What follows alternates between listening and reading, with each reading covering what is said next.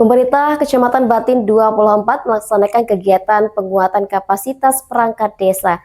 Kegiatan ini dilaksanakan sebagai upaya meningkatkan pemahaman aparat desa terhadap regulasi dan program terbaru dalam tata kelola pemerintahan desa.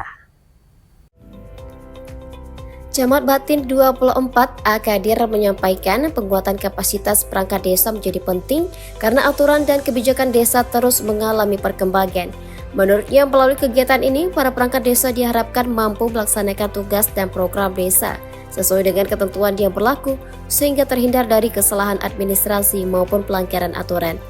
Kegiatan penguatan kapasitas ini diikuti oleh sekitar 48 peserta yang terdiri dari sekretaris desa, kaur, kasih, hingga perangkat desa lainnya dari seluruh desa di wilayah Batin 24. Malam ini gimana saat ini?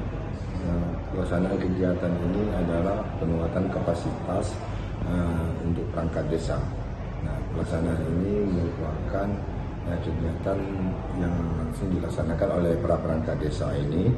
Nah, ini bertujuan agar mereka dapat melaksanakan kegiatan-kegiatan yang sesuai dengan aturan-aturan yang ada di desa.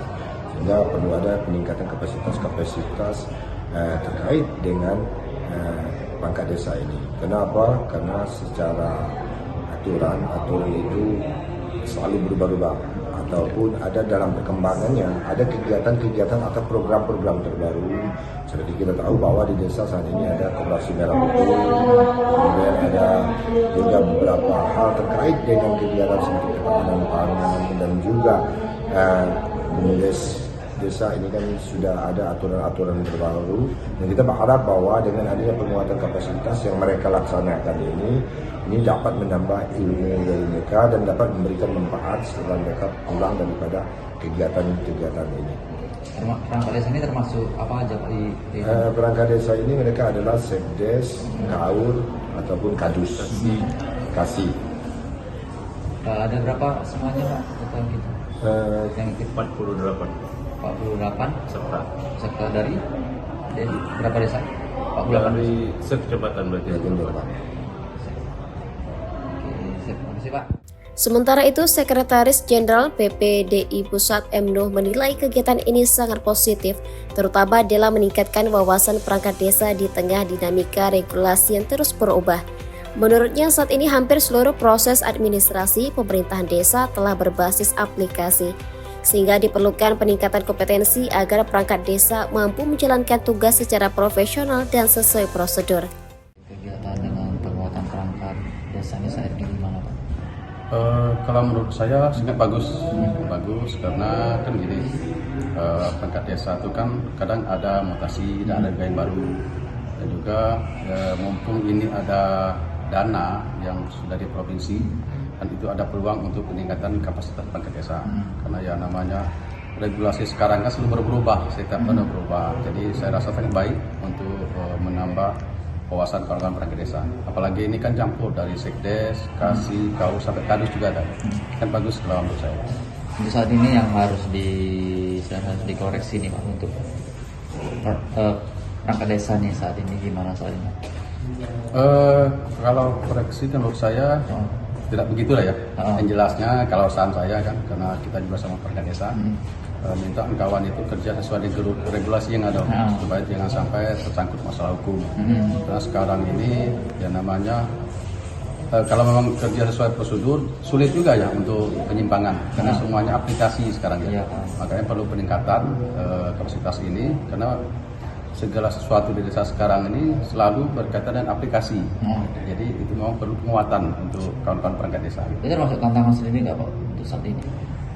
Kalau untuk tantangan tidak begitulah.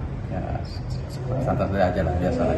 Santai aja kalau ya. Iya. Kita ikuti aja saat ini Pak. Aja sebenarnya. Harapan ke depannya Pak dengan adanya penguatan saat ini. Harapan ke depan, khusus kawan perangkat desa, mudah-mudahan lebih memahami regulasi yang ada di desa.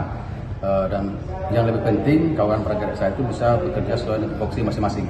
Nah sekarang kan perangkat desa itu ya jauh beda dari dulu ya, karena sekdes ada tupoksinya, kaur, kasih, kadus, itu semua ada tupoksi masing-masing.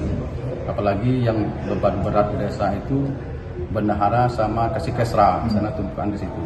Apalagi mungkin untuk ke depan ini yang agak jadi tantangan ini karena ada pemotongan DD itu ya. Nah, itu ya mungkin yang selama ini kita urus mungkin sampai 1 miliar per desa, ya mungkin 2026 ini tipis.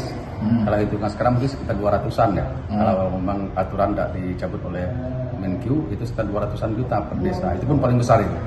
Jadi tantangan juga ke depan itu, tantangannya gini, karena hasil musrenbang desa itu yang kita prioritaskan usaha masyarakat itu tidak bisa realisasi. Itu aja tantangannya. Jadi dengan penguatan ini kita ada buat langkah strategi kembali juga Pak? Ya gimana agar bisa mengolah dana dengan seminim-minimnya. Ya, kalau untuk strateginya ya tidak bisa juga, karena gini ya, karena kecil. Apalagi sekarang ini kalau seandainya DD itu cuma 200 atau 150 juta, itu kan ada juga yang dibayar sekarang. Seperti di Batanghari itu ada kader kesehatan, kemudian guru PAMI, guru DTA, guru PAUD itu juga dari dana DD. Jadi langkah strategis menurut saya ini, kalau mana ada yang anggaran kecil yang bisa didanai itu diprioritaskan, seperti pencegahan stunting yang diprioritaskan menurut saya gitu. Terkait tantangan ke depan, ia menyebutkan terbatasnya dana desa menuntut perangkat desa untuk lebih cermat dalam menyusun prioritas program agar manfaat pembangunan tetap dapat dirasakan masyarakat. Melalui penguatan kapasitas ini, diharapkan perangkat desa memiliki pemahaman yang lebih baik terhadap tugas, fungsi, dan tanggung jawabnya, serta mampu menjalankan pemerintahan desa yang transparan dan akuntabel. Hersya Putra, Cek TV, melaporkan.